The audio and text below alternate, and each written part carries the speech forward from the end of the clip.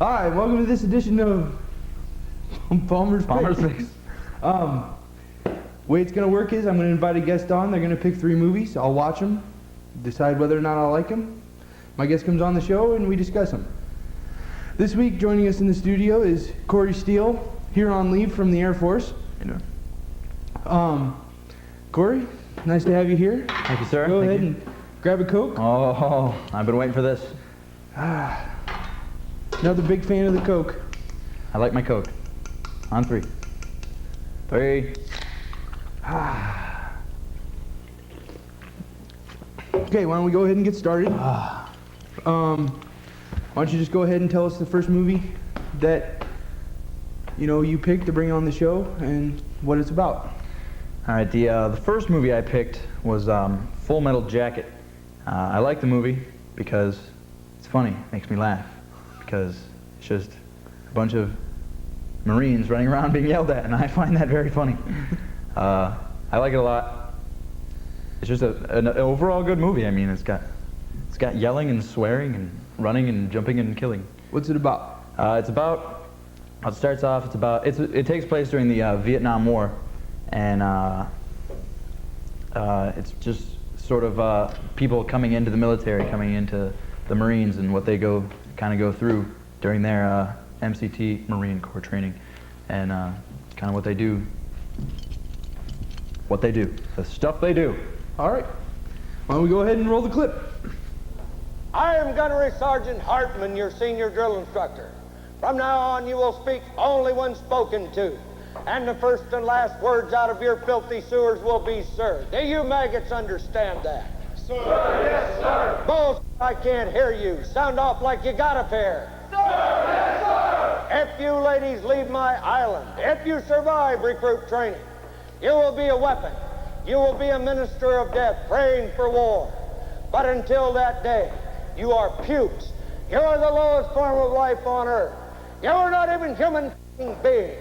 You are nothing but unorganized, grabastic pieces of amphibian Because I am hard, you will not like me. But the more you hate me, the more you will learn. I am hard, but I am fair. There is no racial bigotry here. I do not look down on niggers, kites, wops, or greasers. Here you are all equally worthless. And my orders are to weed out all non-hackers who do not pack the gear to serve in my beloved Corps. Do you maggots understand that? Sir, yes, sir. Bullshit, I can't hear you. Sir, yes, sir. What's your name, scumbag? Sir, Private Brown, sir. Bullshit. From now on, you're Private Snowball. Do you like that name? Sir, yes, sir. Well, there's one thing that you won't like, Private Snowball. They don't serve fried chicken and watermelon on a daily basis in my mess hall. Sir, yes, sir. That you, John Wayne? Is this me? Who said that? Who the said that? Who's the slimy little communist twinkle-toed down here who just signed his own death warrant? Nobody, huh? The very godmother said it. I'm standing. I will PT you all until you die. I'll PT you until you're for sucking buttermilk. Was it you scroungy little huh? Sir, no, sir. You little piece of you look like a worm. I bet it was you. Sir, no, sir. Sir, I said it, sir. Well, no. What have we got here? A comedian, private joker. I admire your honesty. Hell, I like you. You can come over to my house and my sister. You little scumbag. I got your name. I got your ass. You will not laugh. You will not cry. You will learn by the numbers. I will teach you. Now get up. Get on your feet. You had best unfuck yourself or I will unscrew your head and down your neck. Sir, yes, sir. Private Joker, why did you join my beloved Corps? Sir, to kill, sir. So you're a killer. Sir, yes, sir. Let me see your war face. Sir. You got a war face? Ah! That's a war face. Now let me see your war face. Ah! Bullshit. You didn't convince me. Let me see your real war face. Ah! You don't scare me. Work on it. Sir, yes, sir. Oh, man. I tell you, okay, don't push it that hard. All right. All right, Stanley Kubrick, first off. I don't know what it is about his movies that are so brutal and so blunt that we laugh at them. Because A Clockwork Orange was the same way. I did that a couple shows back. And it's just brutal. But, you know, I found it funny. I felt the need to laugh at it. Well, it's because a lot of times funny things are found, like, not things that aren't out of the ordinary. Like, you wouldn't ordinarily see someone running around saying those things to somebody. Yeah. It's just kind of funny. Well, the one thing I was anticipating asking you was, since you were in the military, did you find this, like, kind of true to form, or did you think this was over-exaggerated? No over-exaggeration whatsoever. Because, I mean, that's the Marines, and they do things a little different. They're allowed to, like, hit with an open hand or whatever. Yeah. But, I mean, they're not allowed to touch us. In the Air Force, which is now offering up to $9,000 for certain jobs for some enlistment. But, No recording on my show! I'm on recruiter's assistance, okay? Anyway, but all the name calling, and when he said, "You're all equally worthless to me," when he went through all those slurs, I mean, that's exactly how it was. You're all just like, oh, yeah, there we go. That's what you are. You're just stuff on the bottom of their shoe. Yeah. And they just yell and call your names. I thought it was a great movie, and most of the people I talked to about this movie said that they thought it got a little too brutal by showing, the suicide scene and that, with the drill sergeant and everything. And it was brutal, but it was graphic, and it just shows, to me, because, I don't know, I'm not necessarily unmilitary, but it's not like the military is like my prime choice for life, and I'm not, it's not like I'm knocking you for... I'm a trained killer, son. Better watch yourself. No. It's just, I just saw it through my eyes. That was like, well, that's just one of the things that I feel that maybe they push these kids, somebody who maybe can't participate on that level. Because, I mean, look at me. There's no way I could pull through a military like, Private Pyle in the movie. That's what happens. Actually, in the Marines, they have what's called suicide watch. Somebody walks, they take turns. We had a similar thing called dorm guard, but they have to walk up and down, and when somebody's like gonna kill themselves, they have to stop them. They get a billy club. That's what my roommate was a foreman. I guess it's just a normal part of the Army of people just going nuts. Like you were telling me about how when you had when you were shooting the M16s, they said they only put 4 bullets in the clip. So you get 3 bullets in the clip, so that if somebody goes nuts, you can only take out 2 or 3 people. Yeah. And, I just think, I guess if you want, it's just the brainwashing factor that they have to be brainwashed so that they can be sterile to the point of going into war and not feeling remorse for going in and fighting these people. And, I guess that's a good thing. It's very patriotic to want to do that for your country. And I'm not knocking anybody who chooses to do that. It's just not my prime choice. And I thought this movie, was a good...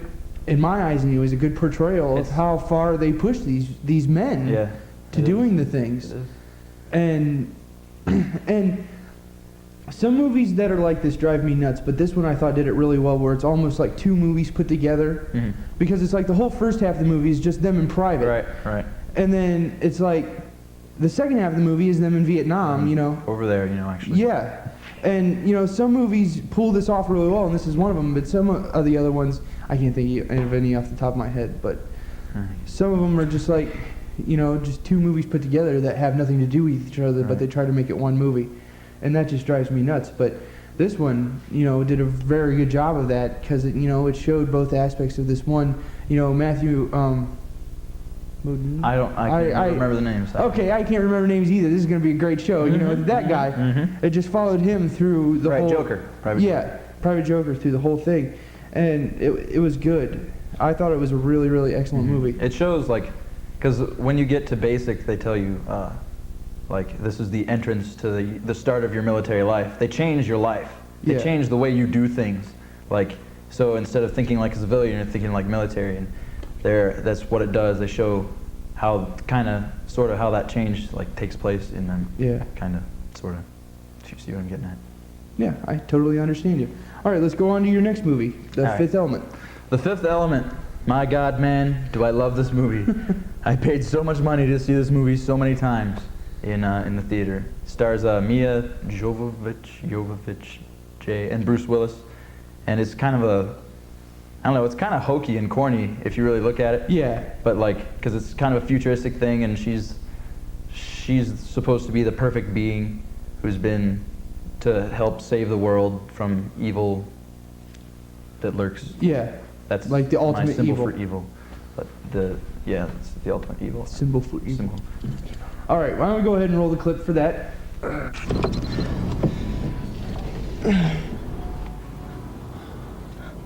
Any survivors?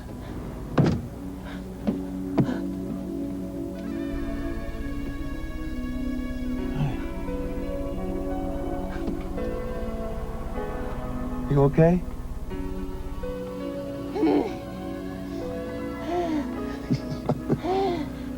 Menaloine, trakta satundi mondo chiwen met a lakta liguna, ispeo ben a trasma fero junda, deno fergi hamas met a trutkid zid handla, suk.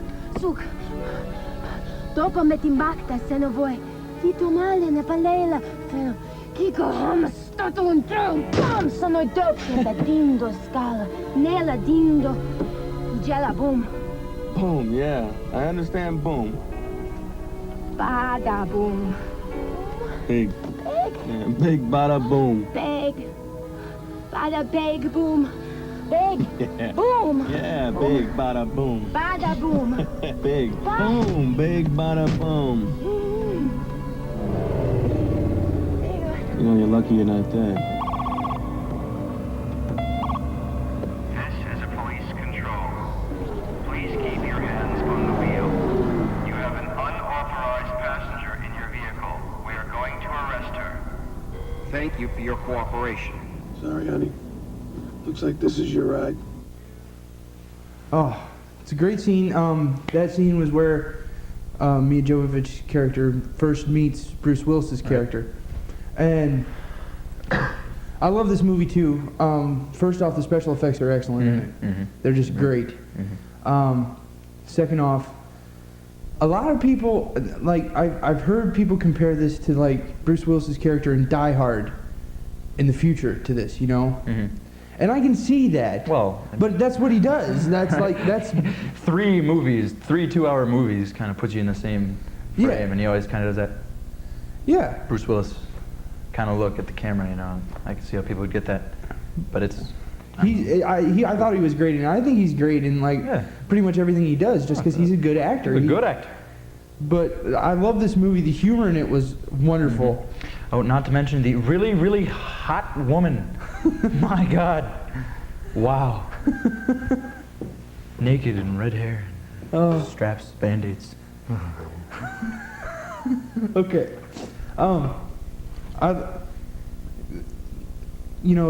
The whole story I thought was original for a futuristic type thing, you know, because I don't know, the movies that try to pull together science and religion, since it's always, that's like one of the biggest ongoing battles that is in life. Right. That's been going on forever. You know, I think that I love movies that try to pull those two elements together. Like those two elements? That pull, you know, it pulled those two things together and tied them into the same thing. And I mean, it's not like it was religion that, you know, true to form religion, but it's the basic religion, you know, good versus evil. Yes. And I guess you'll find that in any religion that's going to be the always just good and evil. Yeah, and this was just the ultimate evil and the ultimate good. Right, the ultimate good. I'm full of them tonight, aren't I? Oh, yeah. Okay. All right. Man, she's so hot. Okay, sorry. She is hot. I thought she was very hot. Let's see. Well, I liked the, just the whole idea of, like, you have the elements, like the earth, wind, water, and fire. Yeah. But there's, like, something else. You can't just have this crap. There's got to be something else to save the world. Yeah, the epitome. The epitome of beautiful. That was another thing that I found interesting was, the supreme being was in the form of a human. And a woman. And a woman, yes. It's usually not. Yeah, and they kind of pulled that irony off, you know, like that it was ironic that the supreme being was a woman. And I thought, you know, that was like the first major humor, the first major gag in the movie that I thought anyways, that was just... Because everybody, when the case opens up and she's laying there, everybody's just kind of like... Yeah, because they're expecting some either monster, or they're expecting some like huge, massive Arnold Schwarzenegger type man. Or some guy with long hair and sandals. Come. Whoops, I probably shouldn't blaspheme. Go ahead. But it's a woman, you know, a fragile-looking woman, and you know you can find later on in the movie that she's not as fragile as she looks, physically, anyways, because she kicks some ass. She kicks majorly some ass. It was a fun movie. It was just fun to watch because it was, you know, it kept me going. I wasn't bored, and the humor was great. Right, and it kind of like. It's like, towards the ending, you know, it got a little more serious. It had a serious overtone to it. Yeah. Leaves you kind of with the, I don't know, once you get to the end and you find out, like... Yeah. Well, I'm not going to give away the ending, I suppose. Good things happen, that's all I'll say. And Chris Tucker was in it. Oh, God.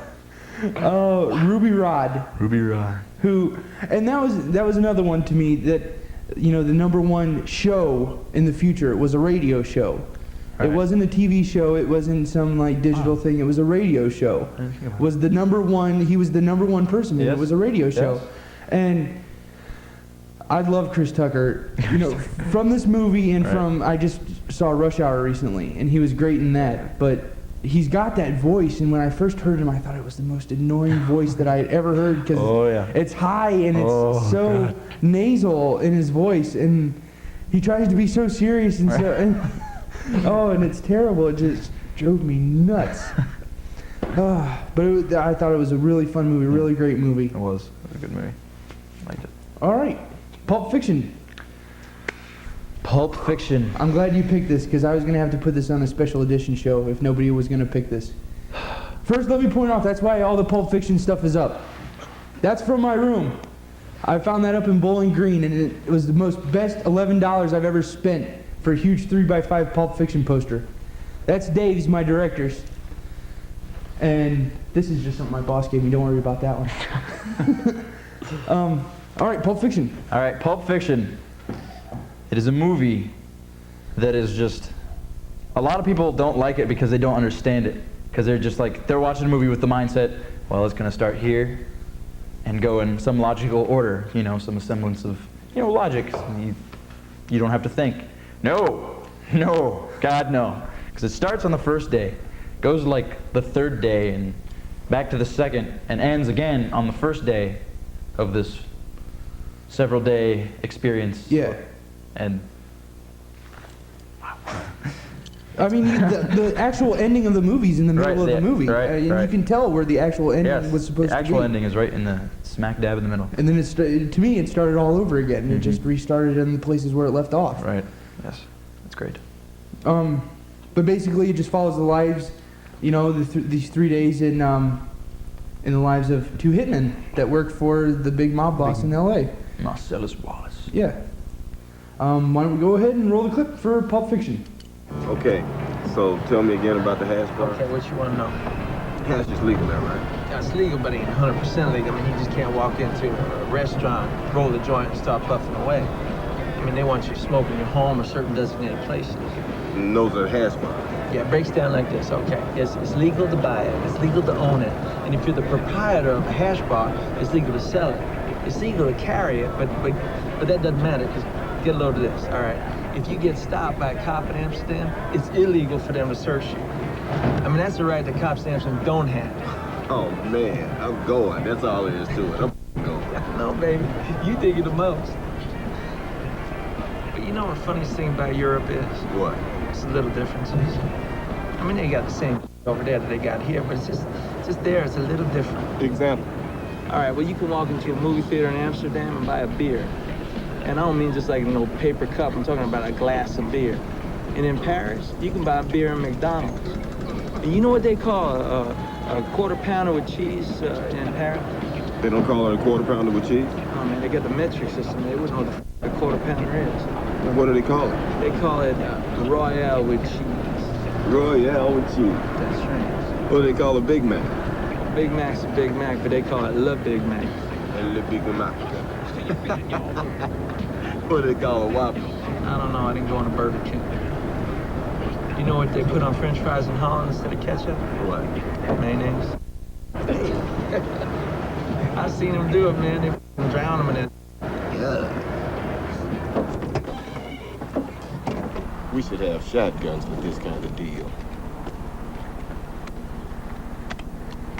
How many up there? 3 or 4. That's counting our guy? Not sure.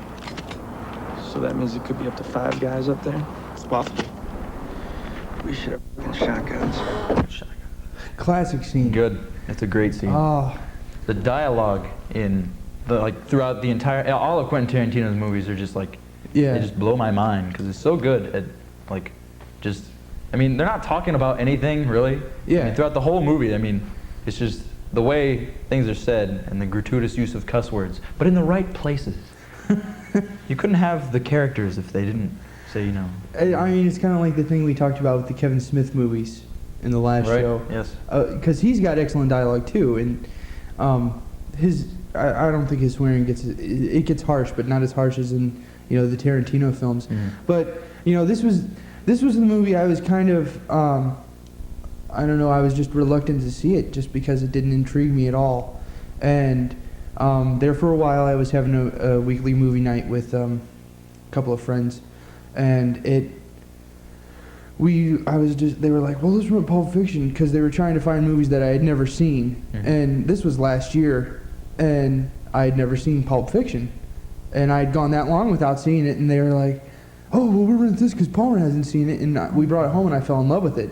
And I knew I had to buy it. So that was my copy that we just watched, and I just need to point out that the widescreen is, I kind of feel the same way about widescreen that I do in black and white. Widescreen is better. It's just better because they're taking a rectangle that's probably this big and cutting it down into a square that's about like this. So you don't realize how much you're losing when they cut it down from from what you see in a movie theater to what you see on the TV. You lose characters, you lose facial expressions. You lose a lot of stuff. And it's just amazing. And you get so much more. And people think you're actually getting less because it's smaller, because you have the black lines on the top and the bottom. My dad hates the black lines. He always says, oh, I hate those black lines. But if it's a good movie, it'll draw you in, and you don't even notice them. I mean, I watched Pulp Fiction. Especially with this movie. Oh, I know. To me, this movie is like the epitome of why you need widescreen, because there's just so many wide shots that Tarantino takes, and there's so much you lose in the Pan-Scan version, and it's terrible. Same thing with what we just watched, The Graduate, not too long ago. The Graduate. Yeah, and that I couldn't see that any other way. Mm-hmm. Like it would be two different versions of the movie that would be totally different of each other, between the widescreen and the Pan-Scan. Pan-Scan is when they cut it down and you don't have black lines. Like what your TV looks like now is what Pan-Scan would be from a movie that was from the movie theater. When it says this at the beginning of a tape, when it says this film has been edited from its original version, it's been formatted. That's what they've done. That's what they've done. The bastards have cut the movie. They've chopped it. You've lost so much. It's gone. Chopped. Go out, find the widescreen. You need the widescreen. If you need to, get a DVD player. Almost all the DVD movies are widescreen. You can watch them widescreen. If you want to, go and blow the money for a widescreen television. Just you don't get buy the black lines. Spend the money for God. Watch Pulp Fiction the way it should be watched. It's widescreen. Go for it. You trust me. You can see Sammy's fro and Travolta in the same shot all the time. It is possible, folks. It is possible. All right, back to the movie. Back to the movie. All right. The best movie ever, I think. I like it. It was such a great movie. It was. It was so fun. Gratuitous use of drugs and swearing and killing. I mean, it was an overall good movie. Who wouldn't like this movie? If you really think about it, it's a bad movie. Bad movie, but it's a good movie. It's so It's funny. It's funny. It's funny. It's funny.